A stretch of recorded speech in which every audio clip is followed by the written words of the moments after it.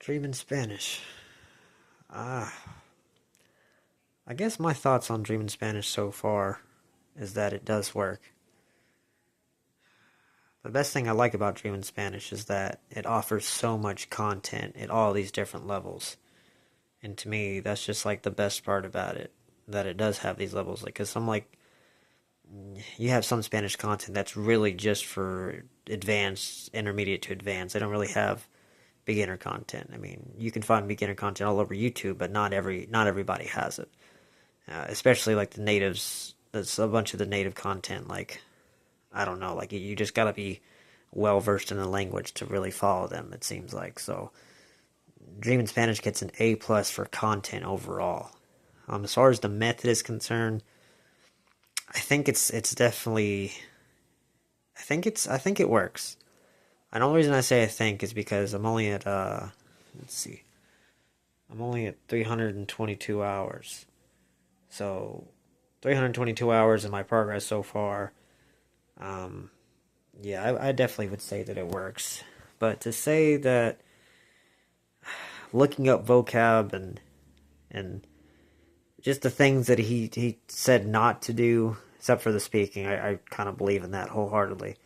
I believe that just whatever he said about speaking, you'd have to go and look at the videos that talks about it on why you should wait to speak. I believe that part completely. As far as looking up vocab and studying grammar and all that stuff, I don't remember exactly what he said, but I would say that it's a waste of time because even in English, like when I don't understand a word, I'll go look it up. I'll go to google.com and just type in definition of this word and then I'll try to study the definition like if I really don't understand it, cuz sometimes I don't care how many times I hear a person say it. Sometimes I just don't understand the word, context or no context. Like I can't. Sometimes words are just too complicated. I can't tell if it's negative connotation or positive connotation. I just can't tell. So sometimes I will look up the words in English. So it's like I'm thinking to myself, well, man, if I do that in English, if I do that in my mother tongue, why would it be any different in learning another language? Like, why all of a sudden am I going to be able to absorb this word naturally if I can't even do that with all the words in my own language?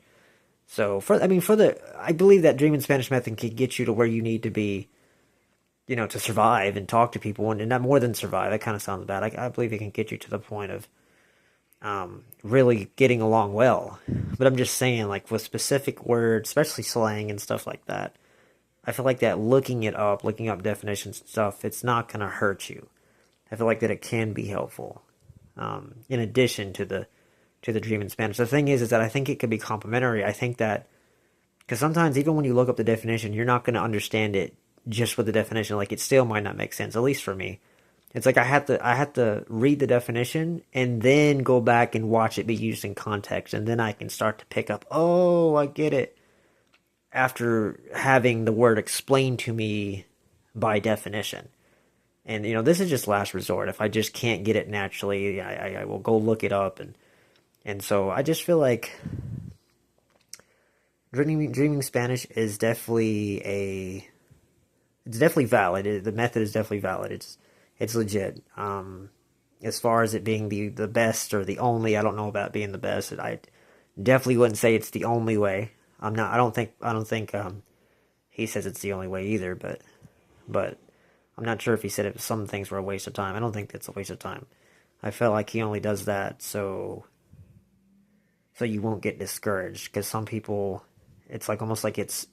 I feel like he says that so you won't get discouraged and give up. Because if you have to look up every word you see and study it and study grammar all the time, if that's how you learn a language, a lot of people probably would give up. He gives you a very natural, almost easy way of learning, and it is just like growing up. You as a kid, you just take in all this information. You listen to all these people talk to you. You watch cartoons and you do stuff, and eventually you just naturally pick it up. And so that's kind of what he's doing. I believe he's just giving you a natural way of learning the language, being immersed into it, where you don't have to really. I mean, the way that he's doing it, you don't really have to study it. You just kind of have to absorb it.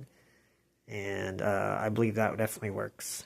But again, I also believe that intensive study also works if you're not discouraged by it. Like if you can just hang in there, and if you can just look it up and it doesn't bother you to look up the definition of a word or study grammar, because maybe you like doing that. I mean, not there's not a lot of people that like doing that, but sometimes I like to study it just to kind of see it, to see how it works, or just to kind of see it in written form and see how it works that way. So I don't know. As far as the overall method, though, I definitely say it works, and yeah, but that's where I'm at. 322 hours on my way to 350. We'll see.